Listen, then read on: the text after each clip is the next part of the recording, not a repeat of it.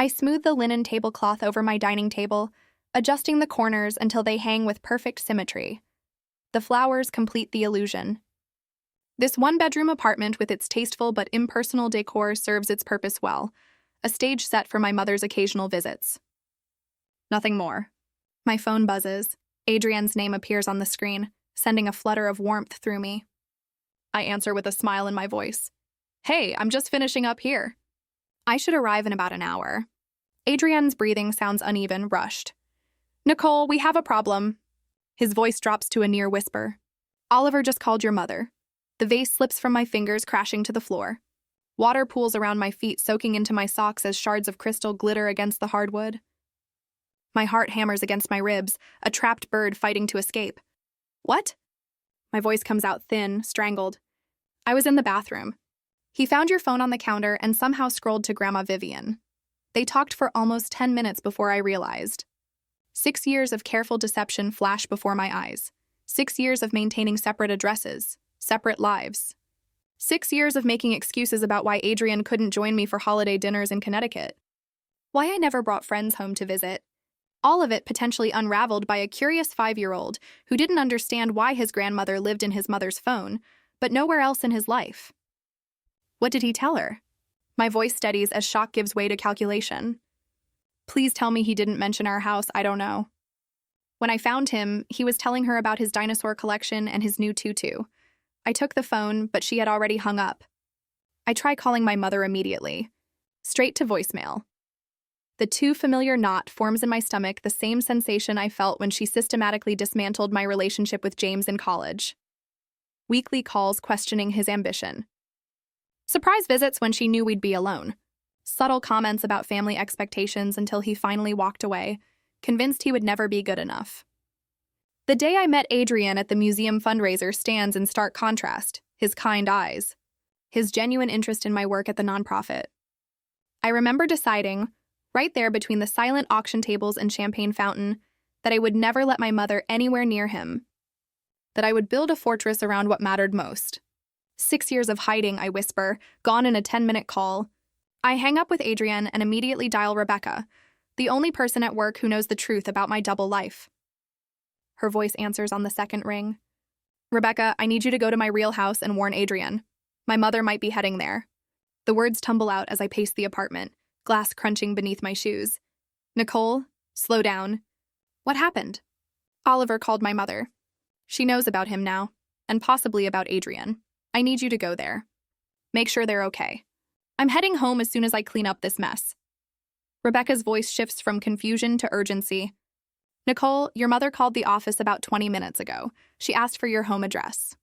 Said it was a family emergency. The room spins briefly, my carefully constructed life. The walls between my past and present.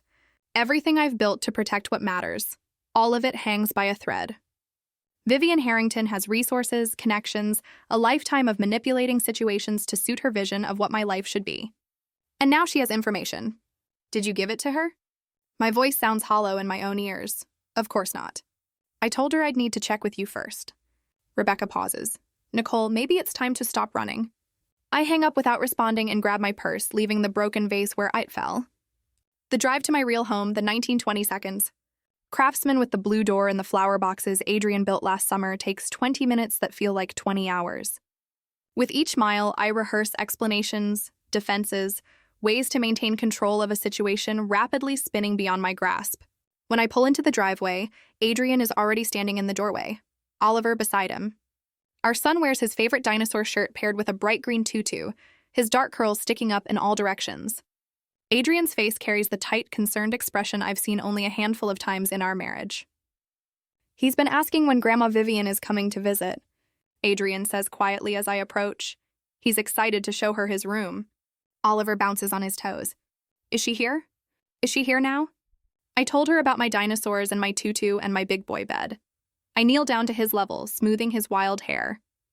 Not yet, buddy, but she might be coming soon, over his head.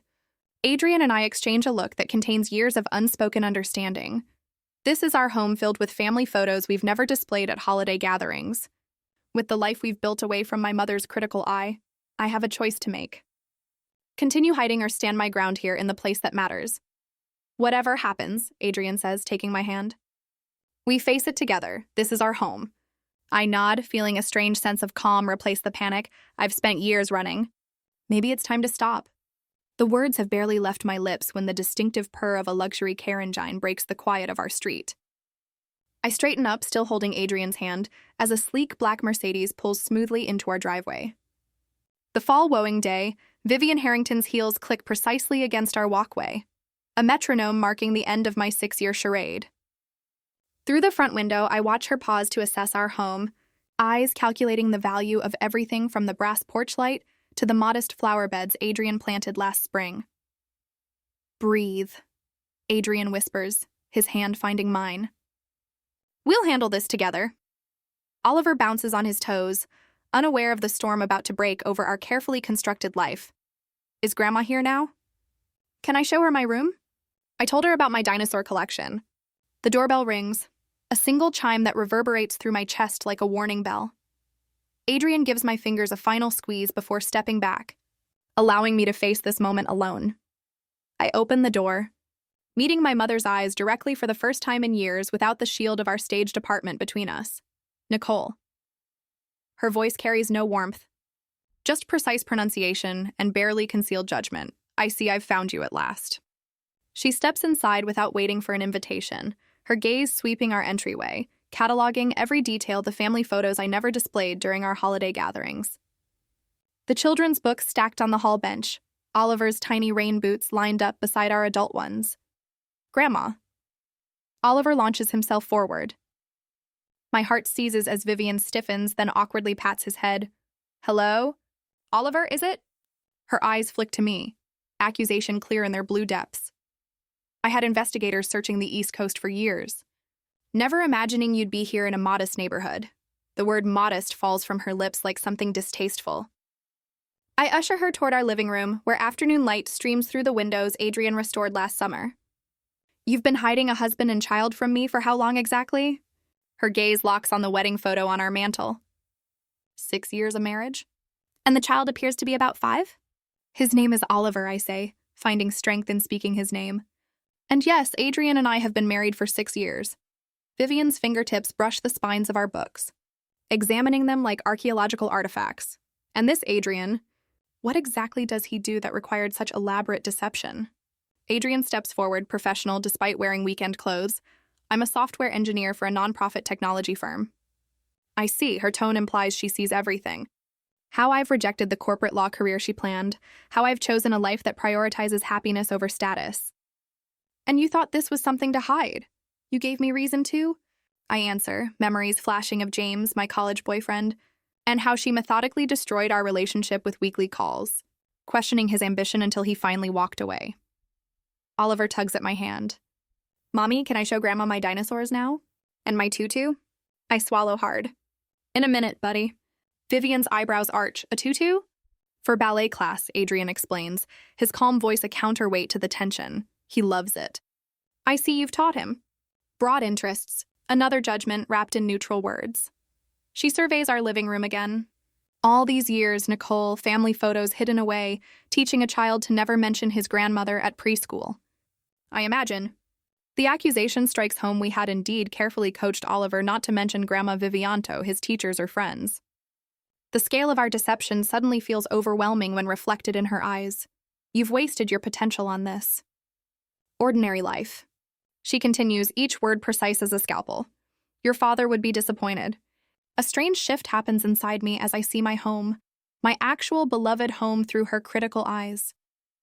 The craftsman woodwork Adrian restored by hand, the colorful children's artwork framed as proudly as museum pieces, the worn sofa where we read bedtime stories every night. For years. I'd furnished that sterile apartment with perfect, expensive pieces chosen specifically to meet her approval. I'd arranged flowers and selected wine with excruciating care before her visits, all seeking validation I never received. You're wrong, I say, the words emerging stronger than I expected. Dad would have loved this place. He would have loved Adrian and Oliver. Vivian's mouth tightens into a thin line. Mom, this is my home, my real home with my family. Something shifts inside me, a tectonic plate of fear giving way to solid ground. I'm not hiding anymore. her eyes narrow, calculating her next move. The Harrington name means something in Connecticut, Nicole. What will the board at the foundation say when they learn my daughter has been living this double life? There it is, her true concern, not my happiness, but her social standing. I don't care what they say, I answer, though part of me still does. This is the life I've chosen. Your father's trust fund was meant for a suitable life, not this. She gestures dismissively at our home. I'll need to speak with the family attorney about the terms. The threat hangs in the air. Her willingness to use financial leverage, proving how dangerous she remains. But I also realized something crucial. Dad's inheritance wasn't just money. It was freedom from Vivian's control. A chance to build a life based on love rather than appearances. Before I can respond, Oliver bursts back into the room, clutching a ragged teddy bear missing one eye. He approaches Vivian cautiously, holding out his offering. This is Mr. Beans. He helps me when I'm scared. He extends the bear toward my mother, whose hands remain firmly at her sides. You can hold him if you want. Something flickers across Vivian's face, surprise, perhaps even a moment of genuine emotion before her mask returns. Adrian steps forward, his posture relaxed but determined. Mrs. Harrington, we've built a good life here. Nicole has done amazing work at her nonprofit. Oliver is thriving at his preschool. His voice carries quiet authority. You're welcome to be part of that life, but on our terms. Vivian's gaze travels from Adrian to me, then to Oliver, who still holds out his bear with unwavering hope. I see I have much to consider, she says finally, ignoring the teddy bear, and apparently a grandson to become acquainted with. In that moment, I understand something profound. This isn't just my battle. Adrian stands beside me, strong and unwavering. Oliver, in his innocent way, offers connection rather than fear. Even Rebecca had warned me, giving me time to prepare. I don't have to face this alone. For 6 years, I believed secrecy protected what mattered most. Now I see how it limited us. Instead, Adrian turning down promotions that might have exposed our marriage. Oliver, unable to speak freely about his family. My own career constrained by the need to maintain the lie. You're welcome to stay for dinner, I offer. Not from obligation, but from newfound strength, if you'd like to know who we really are. Vivian hesitates, calculating the social implications of acceptance versus retreat. Perhaps that would be informative, she says finally. Oliver beams, tucking Mr. Beans under his arm. I can show you my dinosaurs after dinner, Grandma. I have 17 and a half. The half one got stepped on, but Dad fixed his tail. As my son leads my mother toward our kitchen, chattering about his collection, I exchange a look with Adrian. This is just the beginning of a long battle, but for the first time, I'm not fighting from a position of secrecy and fear. I'm standing in my truth, in my home, with my family beside me. I wake before dawn, my mind racing with yesterday's confrontation. The house is quiet except for Adrian's soft breathing beside me. A plan forms as I slip out of bed. In the hallway closet, I retrieve a dusty cardboard box filled with my father's papers, documents I brought with me when I fled Connecticut 6 years ago. I've avoided looking through them, afraid of the memories they might stir, but now I need ammunition. At the kitchen table, as pale morning light filters through the windows, I sort through faded letters, old photographs, and legal documents. 3 cups of coffee later, my fingers close around a thick manila envelope marked Trust Richard Harrington. Nicole? Adrian's voice startles me. He stands in the doorway, hair rumpled from sleep. I think I found something. My hands tremble as I extract the yellowed papers from the envelope. Adrian pulls up a chair beside me, shoulder brushing mine as he leans in. Together we read through the legal jargon, each page turning quicker than the last until I find the clause I'm looking for. It's irrevocable, I whisper, heart pounding against my ribs. The trust my father set up, once funded, no one can change the terms. I look up at Adrian, a laugh bubbling in my throat. She's been bluffing about the financial control for years. Adrian squeezes my hand. She has no legal leverage over you? None. A strange sensation flows through me, the unfamiliar taste of power. The money is mine, free and clear, since my 25th birthday. Around 7 o'clock that morning, I reach for the phone before I can second-guess myself and dial a number I've known since childhood. Margaret? It's Nicole Harrington. Margaret Wheeler has been my mother's closest friend for decades, a shrewd woman with kind eyes who always slipped me extra cookies at garden parties. Nicole? What a lovely surprise. Her voice carries the warm cadence of the Connecticut shore. Your mother mentioned she found you. Huh, I bet she did, I say, pacing the kitchen floor. What exactly has she been telling people about me all these years? Margaret's hesitation speaks volumes. She talks about your prestigious career quite often, the foundation work, the awards. Another pause. She never mentions your personal life. The revelation hits me like a physical blow. My mother's social standing relies on my perceived success. Success she can claim partial credit for among her friends. A marriage she doesn't approve of and a grandson she never acknowledged would disrupt that carefully constructed narrative. Thank you, Margaret. The beginnings of a strategy form in my mind. I may need your help. After hanging up, I turn to Adrienne. Let's invite her to breakfast, here, in our home. An hour later, with Oliver still asleep upstairs, my mother arrives punctually at 8. She's perfectly composed in a tailored pantsuit. Her expression guarded as she takes the seat I offer at our kitchen table. Sunlight streams through the windows, illuminating the family photos on our walls. Evidence of the life I've built without her approval. I've read Dad's trust documents, I say without preamble, sliding the papers across the table. You have no say in my inheritance. The flicker in her eyes confirms what I already know. She's been bluffing. For a moment, her perfectly manicured hand trembles slightly before she regains control. That was never my primary concern, she says, but her voice lacks its usual certainty. I didn't hide because I was ashamed, I continue, surprising myself with my steady voice. I hid because I knew you'd try to destroy what I built, just like you did with James in college. Her lips press into a thin line. I only wanted what was best. You wanted what fit your vision, I interrupt. You called his apartment every night until he changed his number. You told his mother he wasn't good enough for a Harrington. You made him believe he'd never measure up. Adrienne stands quietly by the kitchen counter, witnessing my strength without interfering. The support in his presence gives me courage to continue. You have no financial control over me, I say, each word deliberate, and you have no say in how I live my life or raise my son. For perhaps the first time in my adult life, I see uncertainty in my mother's eyes. The immaculate Vivian Harrington, momentarily at a loss for words. The silence stretches between us, heavy with decades of unspoken tension. The pattering of small feet on the stairs breaks the moment. Oliver appears in dinosaur pajamas, rubbing sleep from his eyes. Good morning, everybody, he announces with the confidence only a 5-year-old can muster. He climbs into my lap without hesitation, eyeing his grandmother with undisguised curiosity. Did you see my dinosaurs yet, Grandma Vivian? Before she can answer, Adrienne moves to the coffee pot. More coffee, Vivian? He offers, his tone neutral but warm. She nods, seemingly grateful for the interruption. Yes, thank you. As Adrienne pours the coffee, my phone buzzes on the counter. I check the screen. Margaret's name flashes across it. I answer on speaker. Nicole, darling? Margaret's voice fills the kitchen. I just wanted to check if Vivian made it to your home safely. We were all so excited at the club when she mentioned she'd found you and your lovely family. I catch my mother's eye across the table.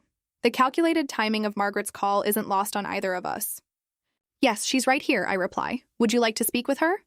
As I hand the phone to my mother, something shifts in her carefully composed expression, the beginning of a crack in her social facade.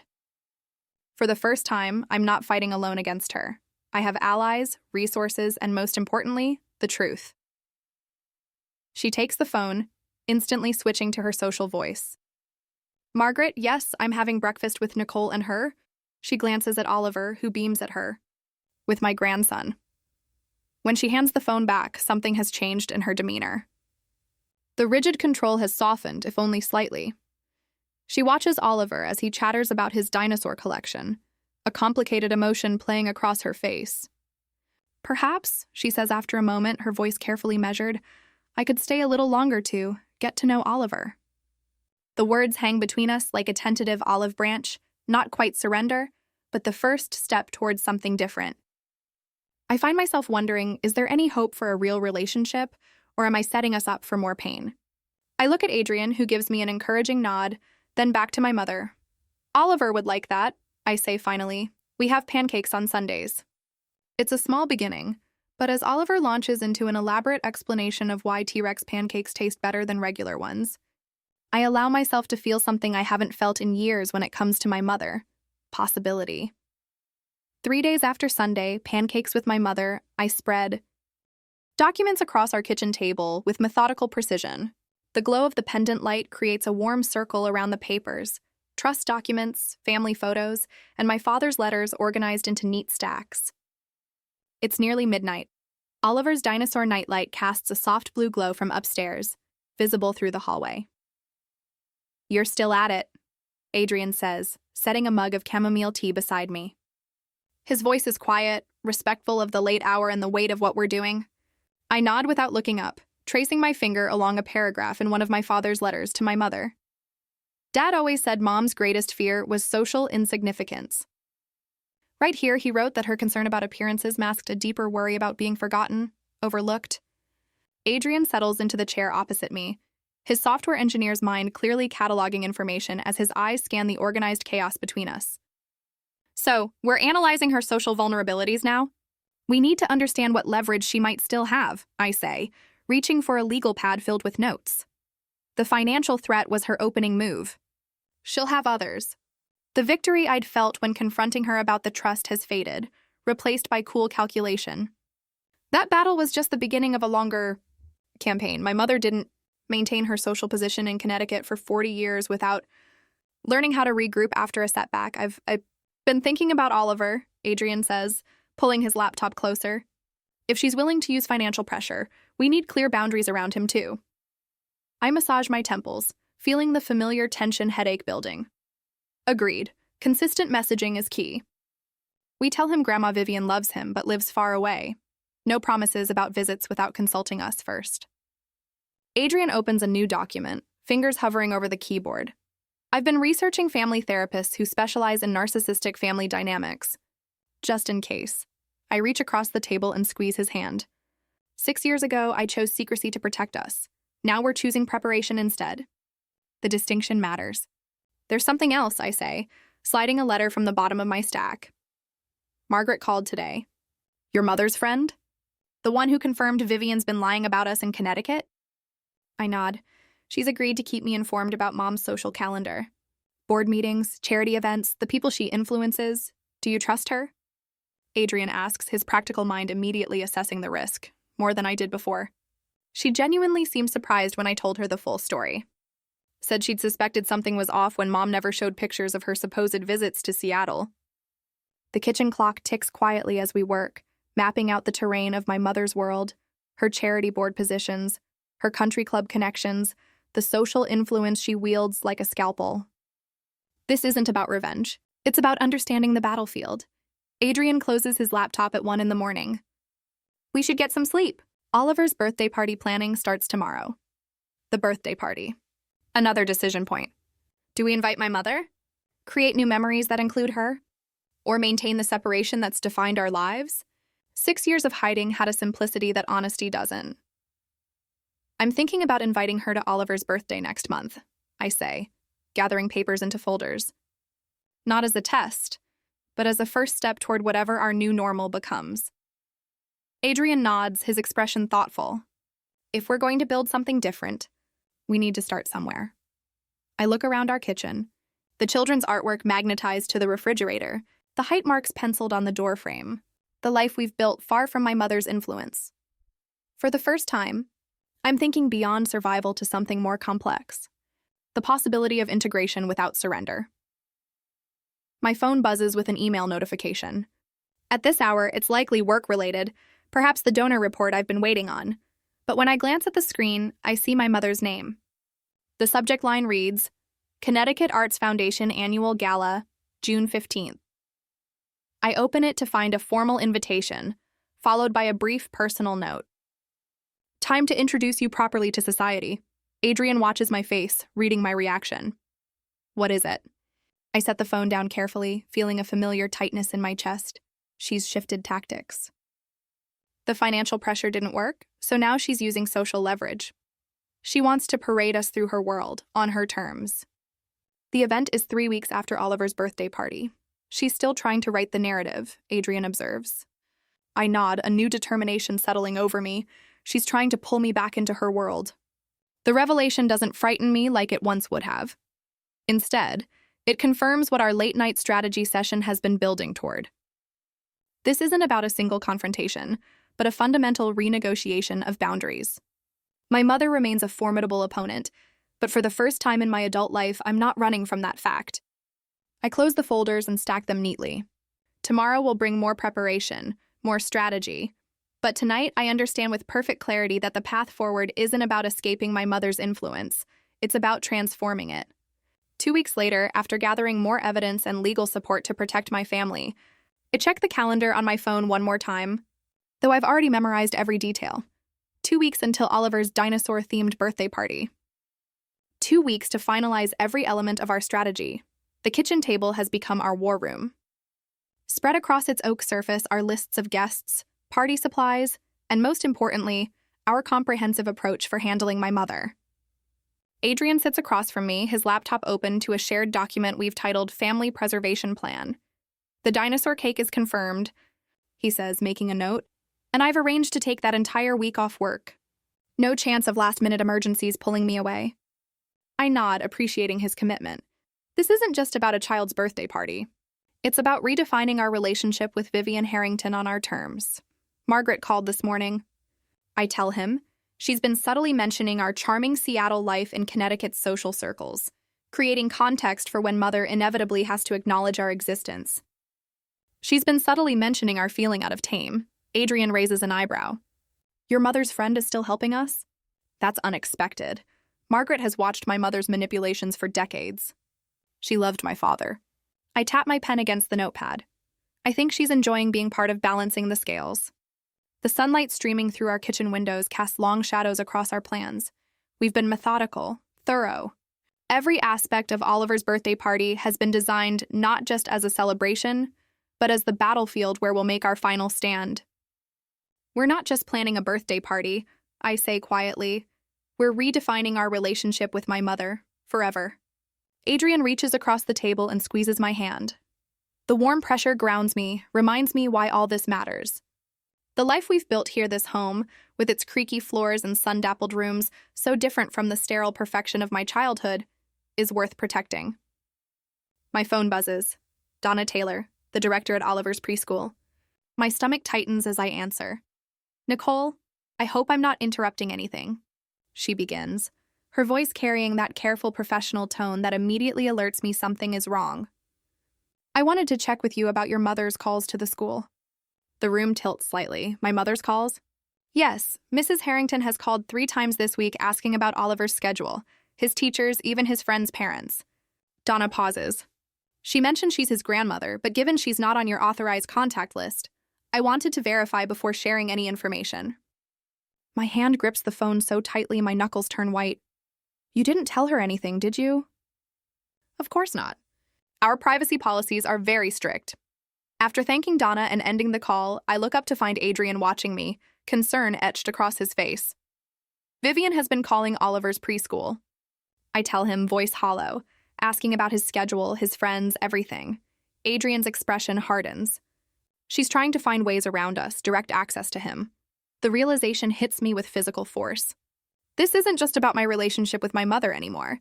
She's attempting to establish a direct line to Oliver, to potentially manipulate him as she once did me. The stakes have just risen beyond anything I anticipated. We need to expand our strategy, I say, already reaching for my notebook.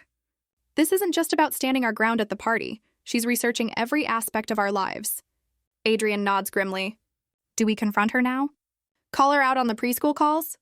I consider this, weighing immediate confrontation against our larger strategy. No, if we confront her now, she'll just find another angle. We stick to the plan, but we add layers of protection around Oliver. For the next hour, we revise our approach. We contact Oliver's school to update security procedures. We speak with the parents of his closest friends, explaining the sensitive family situation without revealing too much. We even arrange for Margaret to be present at the birthday party as an additional buffer. When we finish, I stand by our kitchen window, looking out at the small backyard where Oliver's party will take place. The swing set Adrian built last summer. The garden beds where Oliver helps me plant vegetables are real life, not the staged existence I've maintained for my mother's benefit. Everything is in place, Adrian says, coming to stand beside me. We're as prepared as we can possibly be. The setting sun bathes our yard in golden light. In that moment, a strange calm settles over me. 6 years of hiding, of maintaining two separate lives, all leading to this decisive moment. Oliver's birthday won't just be a celebration of his life. It will be a declaration of our family's future. My mother thinks she's been gathering intelligence. I say quietly, but she doesn't understand what she's walking into. This birthday isn't just for Oliver. It's for our future. Adrian puts his arm around me, and we stand together watching the light fade from our garden. In 2 weeks, Vivian Harrington will arrive expecting to extend her control to the next generation. Instead, she'll find boundaries 6 years in the making and a daughter finally ready to enforce them. On my son's birthday, 2 weeks later, I arranged the colorful balloons in our backyard, watching Oliver dash around in his dinosaur costume, cape flapping behind him. The other children from his preschool laugh as they chase him through the obstacle course Adrian created from hula hoops and pool noodles. A perfect 5th birthday party. Simple. Joyful, authentic. He looks so happy, Adrian says, sliding his arm around my waist. You did an amazing job with everything. I lean into his solid warmth, drawing strength for what might come. Vivian confirmed she's coming, said she has something special planned. The words taste bitter on my tongue. 3 months since Oliver's innocent phone call shattered my carefully constructed double life, and every interaction with my mother still feels like navigating a minefield.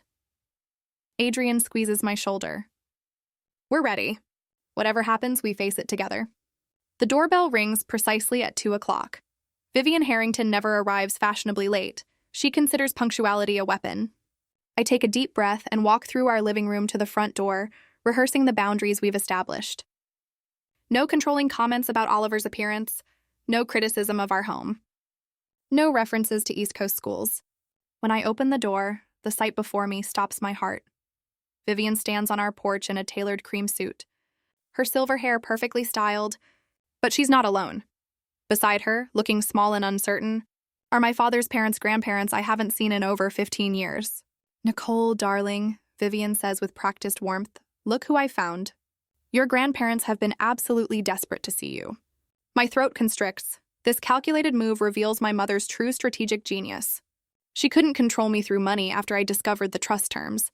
She couldn't intimidate Adrian. So she's deployed the nuclear option emotional manipulation through family I can't easily reject. Grandma Eleanor. Grandpa Joseph, I manage. My voice wavering. This island, unexpected. My grandmother, small with soft white curls, steps forward with tears in her eyes. Nicole, you look just like Richard. Her fingers, spotted with age, reach for my face. We've missed so much of your life. Behind them, Vivian smiles with precise satisfaction. Her eyes scan past me to our modest living room with its comfortable furniture and family photos. I can almost hear her cataloging each item for future critique. Please come in, I say, stepping back. The party's in the backyard. My husband Adrian is out there with our son Oliver. Your grandparents have missed so much of your life already, Vivian says, her voice pitched to Carrie, and now to discover they have a great-grandson they never knew about. Several parents from Oliver's preschool turn to watch our entrance. I see curiosity and confusion on their faces. My carefully separated worlds are now colliding in the most public way possible. My grandfather, tall despite his 80 years, looks around with genuine wonder. This reminds me of our first house, Eleanor. Remember? The craftsman in Hartford. Something in his honest pleasure at our home makes my eyes burn with unexpected tears. These are my father's parents, people who loved him. Who might have loved me if given the chance? I spot Adrian across the yard, instantly alert to the tension in my posture. He excuses himself from the group of dads and makes his way toward us, stopping to scoop up Oliver, who has abandoned his dinosaur friends at the sight of newcomers. Who are they? Oliver stage whispers, his small fingers clutching Adrian's shirt. That's your great-grandmother and great-grandfather, Adrian explains gently. Your grandpa Richard was their son. Oliver's eyes widen with the magical thinking of childhood. From the pictures? The ones who live in heaven with the stars?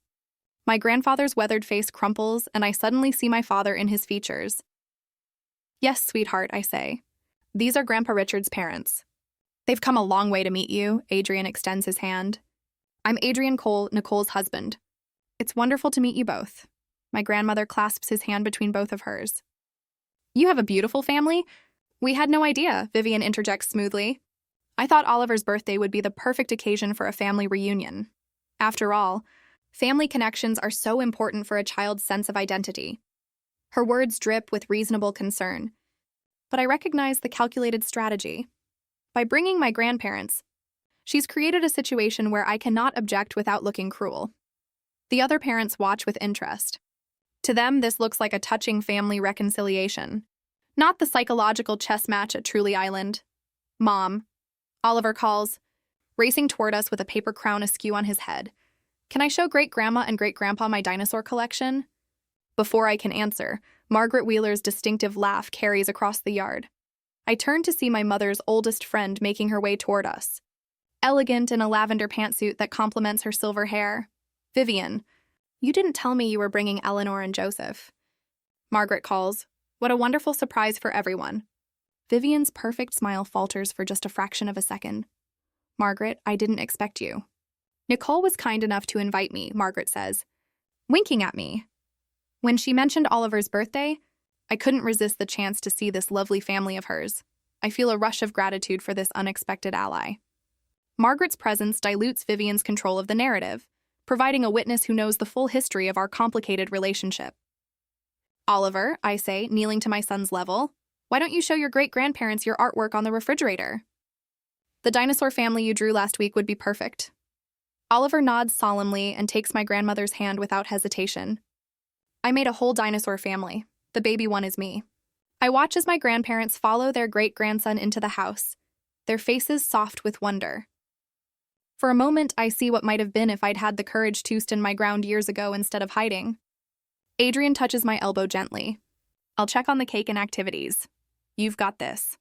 The party continues around us, children laughing, parents chatting, balloons bobbing in the gentle breeze. But beneath the celebration, currents of tension swirl. I feel Vivian watching my interactions with my grandparents, assessing whether her strategy is working. When Oliver returns with my grandparents 30 minutes later, he's proudly wearing a vintage watch on his wrist that hangs comically large. "Grandpa Joseph gave me his special watch," he announces. "It belonged to Grandpa Richard when he was a boy." My grandfather nods, eyes misty. "I've been saving it all these years. It should go to Richard's grandson." Vivian's expression tightens almost imperceptibly. This genuine connection threatens her narrative of family control. As afternoon slides toward evening, Adrian brings out the birthday cake, a homemade dinosaur creation that took us 3 attempts to perfect. The children gather, faces glowing in anticipation. Oliver sits at the head of the table, crown tilted, eyes wide with joy. The moment of truth has arrived. What happens next will determine not just this birthday party, but the future of our family relationships. My heart pounds against my ribs as I take a step forward to face my mother, Oliver's future hanging in the balance between us. Adrian catches my eye across the yard and gives an almost imperceptible nod. Everything is in place. The weeks of preparation, the careful positioning, the strategic alliances all coming to this moment. "Present time," Adrian calls, and children scamper toward the picnic table like a herd of small dinosaurs. Oliver sits at the head of the table, crown askew on his dark curls, eyes wide with anticipation. The parents gather around, phones ready to capture each delighted reaction. My grandparents ease themselves closer, their faces soft with emotion. Vivian stands and smooths her linen pants. Perhaps Oliver might open my gift first? Her voice carries across the yard, commanding attention without seeming to demand it a skill she perfected over decades of charity galas and board meetings. Adrian looks to me, and I nod. Better to face whatever she's planned head on. The package Vivian hands, Oliver is small, wrapped in heavyweight cream paper with a gold ribbon. Not a child's gift. Oliver tears into it with typical 5-year-old enthusiasm, revealing a plain envelope and a small velvet box. "What is it, Grandma?" He shakes the box curiously. "It's your future, darling." Vivian turns to address the gathering. "I've established an educational trust for Oliver. It will cover his tuition at Whitfield Academy, my alma mater, and eventually Yale, just as his grandfather and mother were meant to attend." The silence that follows feels electric. I watch the other parents shift uncomfortably, sensing the undercurrents but not understanding. Them. "Open the box, sweetheart," Vivian encourages Oliver. He does, revealing a small gold key on a blue ribbon. "A key? It represents your future," Vivian explains, her smile radiating satisfaction. the finest education on the East Coast. Connections that will serve you throughout life. Opportunities your current situation might not provide. The moment stretches taut as piano wire. Every conversation we've had, every boundary I've tried to establish, every preparation of the past weeks all compressed into this calculated public move.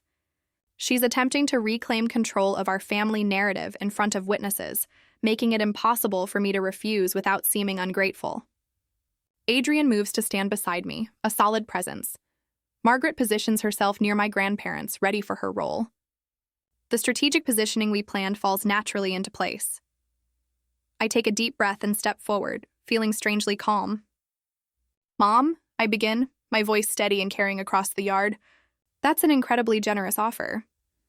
I place my hand on Oliver's shoulder, feeling his small body vibrating with birthday excitement, blissfully unaware of the power struggle unfolding around him, and we appreciate the thought behind it. Vivian's smile widens fractionally, victory glints in her eyes. "But we must decline," the smile falters. "Oliver's future is for his parents to plan. We appreciate your interest, but we've already established his college fund." I meet the eyes of other parents, seeing understanding and support reflected back. Oliver will attend schools where his creativity and individuality are valued, whether that's Yale or somewhere entirely different. Vivian's posture stiffens. "Nicole, this isn't the time to—" Actually, it's the perfect time. I reach beneath the gift table and withdraw a long, carefully wrapped package. "I have something for you, Mom." Surprise flickers across her face, genuine emotion breaking through her composed exterior. In 20 years, I've never seen her truly surprised. For me, she actually stammers slightly, but it's Oliver's birthday. Sometimes we all need gifts. I hand her the package. "Please, open it." Vivian unwraps the package with precise movements, revealing my father's antique brass telescope. Her hands freeze on the polished metal, a tremor passing through her fingers. "Richard's telescope," she whispers.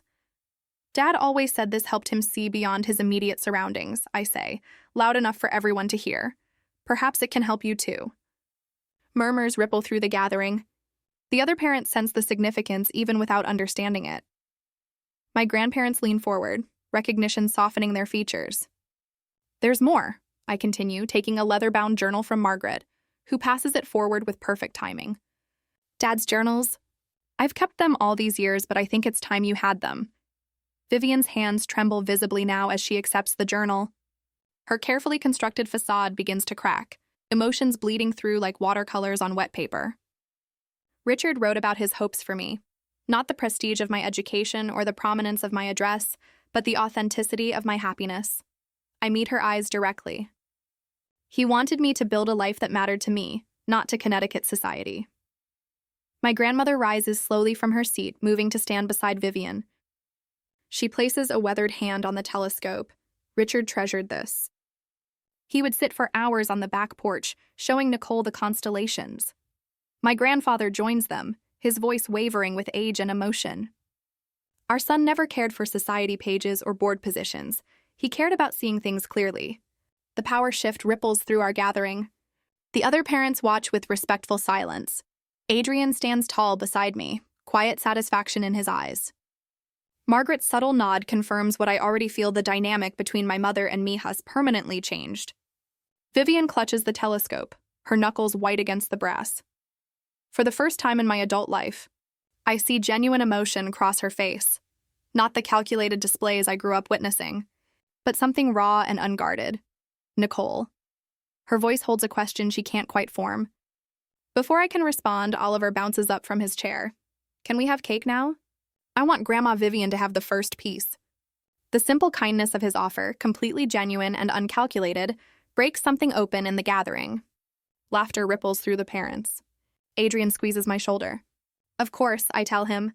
"Grandma Vivian should definitely have the first piece." Adrian brings out the dinosaur-shaped cake as planned, but its appearance now feels like a celebration of something more than Oliver's birthday. The candles cast a warm glow on Vivian's face as she stands holding my father's telescope, her carefully constructed walls visibly crumbling. Margaret approaches, her voice pitched for Vivian alone, though I stand close enough to hear. "Richard would be so proud of the woman she's become, Vivian. Perhaps it's time to be proud too." Vivian doesn't answer, but when Oliver tugs at her hand, She allows herself to be led to the place of honor at the table. The telescope rests in her lap as Oliver leans against her, pointing out the dinosaur's features on his cake with sticky fingers. I catch Adrian's eye across the table. 6 years of hiding, of maintaining separate lives, of fearing this confrontation, all of it transformed in a single afternoon. The boundaries I've established stand firm, but they're no longer walls. They're foundations for whatever relationship might grow from this moment. My mother looks up, meeting my gaze over Oliver's head. The telescope in her hands gleams in the afternoon sunday. For the first time since my father's death, we see each other clearly, not as we wish the other would be, but as we are. "Happy birthday, darling," she says to Oliver, but her eyes remain on me. There's a question there, possibly an offer not of control, but of connection. I nod slightly, accepting whatever new beginning this moment might hold, knowing that from now on, we'll move forward in truth. I thumb the well-worn edge of my father's telescope, now positioned prominently on our living room bookshelf. 3 months have passed since Oliver's birthday party, and the brass instrument gleams in the afternoon sunlight streaming through our bay windows. No more hiding, no more carefully arranged decoys, just the authentic life we've built together. My phone buzzes on the coffee table. The screen displays Mother calling. Once, this would have sent me into a spiral of anxiety, sent me rushing Tommy fake apartment to maintain the illusion. Now, I simply smile and answer. "Good afternoon, Mom. Nicole, I've been thinking about Thanksgiving arrangements." Vivian's voice carries its usual crisp efficiency, but the cutting edge has softened. The Wheelers suggested we all gather at their lake house, but I thought perhaps. She pauses, her hesitation still unfamiliar. "Perhaps we might do something at your home this year." I catch Adrian's eye across the room where he's helping Oliver with a dinosaur puzzle. He raises an eyebrow and I nod. "We'd love to host Thanksgiving," I say, the words flowing easily. "Oliver has been talking about showing you his new tree fort. Wonderful. I'll bring Richard's maple custard." Another pause. "Your father always insisted it wasn't Thanksgiving without it." After we hang up, Adrian joins me on the couch, his arms sliding around my shoulders. Well, that's progress. I lean against him, watching Oliver arrange plastic dinosaurs in complex family groupings. "Remember our first Thanksgiving together? We ate frozen dinners because I told you I had to work, when really I was at my mother's Connecticut estate pretending I had a business trip the next day. And now we're hosting the whole family." Adrian kisses my temple, including the dreaded Vivian Harrington. I laugh, a sound that comes easily now in conversations about my mother, with clear boundaries and no hidden rooms. Last month, I finally sold the stage department. The real estate agent was confused about the generic showroom quality furnishings, but it sold quickly. That final piece of my divided life, gone. The proceeds went directly into Oliver's college fund, a satisfying symmetry. "Miss Jeffrey stopped me at pickup yesterday," Adrian says, watching Oliver. She mentioned how much Oliver talks about Grandma Vivian now. Apparently, he's been telling everyone about her telescope collection. "Telescope collection?" I smile. "She has exactly one telescope, and it was my father's. Oliver has a gift for embellishment. Must get it from your side of the family." I playfully swat his arm, but there's truth in his teasing. The Harringtons have always excelled at crafting narratives. The difference now is that our stories celebrate reality rather than hide it. At work, I found myself mentoring Bethany, a young development coordinator whose mother monitors her bank accounts and questions every purchase. Last week, over coffee in the break room, I shared my journey from hiding to standing firm. The hardest part wasn't confronting my mother, I told her. It was admitting to myself that I had the right to build my own life without apology. "I do my life," Bethany had stared into her cup. "But what if they cut you off? Then you build a support system of people who love you as you are, not as they want you to be." The wisdom felt earned, solid in my chest. Real family accepts who we are, not who they want us to be. My promotion to director of marketing came through last week. Before, I would have hidden it from Vivian, afraid she'd use my success to pull me back to Connecticut. Instead, I called to tell her directly. "The director position? Well done, Nicole. Her approval still matters, I realize. But it no longer controls me." Months later, on Thanksgiving, the doorbell rings, pulling me from my thoughts. Oliver races to the window. "Grandma's here." "And she's early!" he shouts, bouncing on his toes in a way that reminds me powerfully of Richard. My father would have adored this energetic grandson he never met. Adrian squeezes my hand before going to answer the door. No racing to hide family photos. No frantic texts to warn each other. Just the comfortable certainty of living truthfully. Vivian enters carrying a rectangular package wrapped in silver paper. Her eyes take in the family room, the photos of our wedding prominently displayed, Oliver's artwork covering the refrigerator, the telescope catching the light.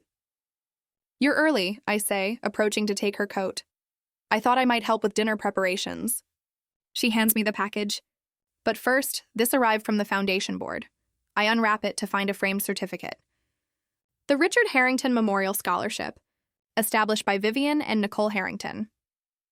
The text describes annual support for young people building independent lives, especially those facing family pressure to follow predetermined paths. "Your father would have approved of this at least?" Vivian says, her voice carrying that familiar mix of certainty and vulnerability. "Though he might have quibbled with the name. It's perfect," I tell her, meaning it. "We'll hang it right beside his telescope." Oliver rushes over, wrapping his arms around Vivian's legs. "Grandma, want to see my dinosaur village? The T-Rex is the daddy and the Triceratops is the mommy and the baby Stegosaurus is adopted, but they love him anyway." Vivian bends down slightly, still elegant in her cashmere sweater and pearls. "I would love to see your dinosaurs, Oliver." As they walk toward the play area, Adrian slides his arm around my waist. "Nervous about dinner?" "Not anymore." I place the scholarship certificate on the mantel. The last time she surprised me with a visit, I dropped a vase and nearly had a panic attack. Now I'm just happy Oliver has his grandmother in his life, the real one, not some sanitized version I created. Through the window, I see the Sullivan family from across the street heading up our walkway with a pie balanced in their son's careful hands. I invited 3 neighborhood families to join our Thanksgiving celebration, something unimaginable in my previous life of compartmentalized relationships. "Hiding doesn't protect what matters," I say, turning to greet our neighbors. "Standing in your truth does." Adrian kisses me quickly before opening the door. "Your dad would be proud." With the scholarship bearing Richard's name, his telescope guiding our vision, and his grandson building dinosaur families that welcome differences, I know Adrian is right. The Harrington legacy isn't about Connecticut society or carefully curated appearances. It's about having the courage to live authentically, even when that's the hardest path to walk. And as I welcome our neighbors into our true home, with my mother showing Oliver how to position dinosaurs for optimal dramatic effect, I feel the last fragments of my hidden life finally dissolve, replaced by something far more valuable, a future without secrets.